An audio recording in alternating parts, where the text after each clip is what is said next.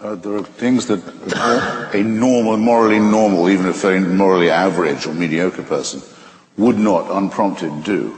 For example, hold down their daughter at the age of 6, tear off her underwear and cut her genitalia with a sharp stone.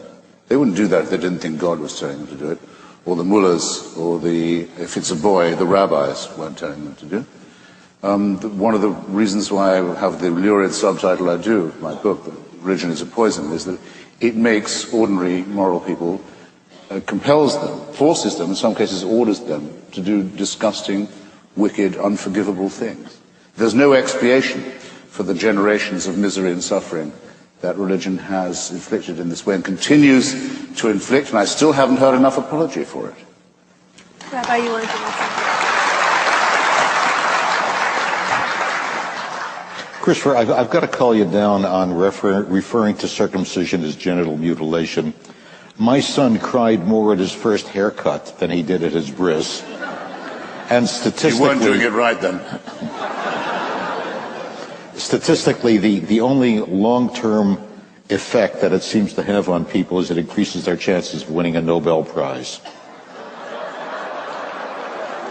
I can't find the compulsory mutilation of the genitals of children a subject for humor in that way, or flippancy in that way.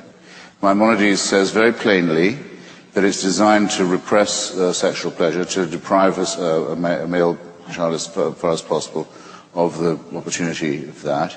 The full excision, not just the snip or the full mandatory covenant is fantastically painful, leads to trauma, leads to the dulling of the sexual relationship, and can be in itself life-threatening at that moment. We have the records, I can show them to you, of hundreds and hundreds and hundreds in the United States of boy babies who've died or had life-threatening infections as a result of this disgusting practice. That a person as humane as yourself can sit here and think of that as a fit subject for humor shows what I mean. Religion makes morally normal people say and do disgusting and wicked things, and you've just proved my point for me.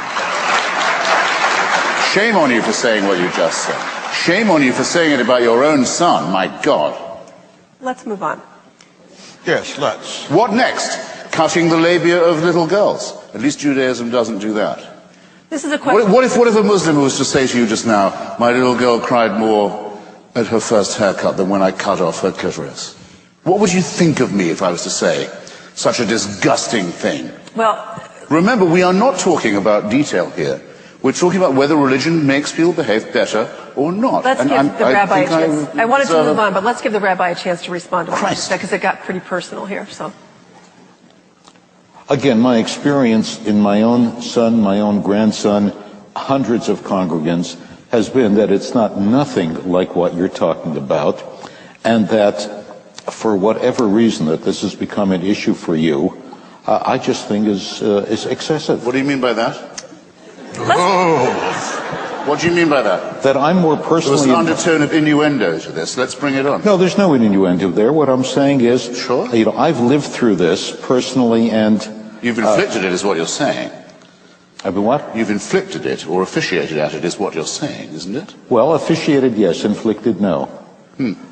Forget Maimonides. Maimonides has his hang-ups about that. I should forget Maimonides. Since when do you say that?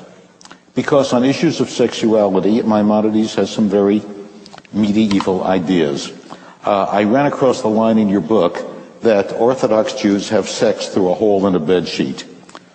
Do you know Orthodox Jews who told you they have sex that way? No. I say it is said of Orthodox Jews that they may do that. All right, gentlemen, I'm sorry to break this up. That's a Reformed Jewish rumor about Orthodox. We have a lot of questions from the audience, and I want to give others a chance. Genital mutilation is no joke. Genital mutilation is no joke.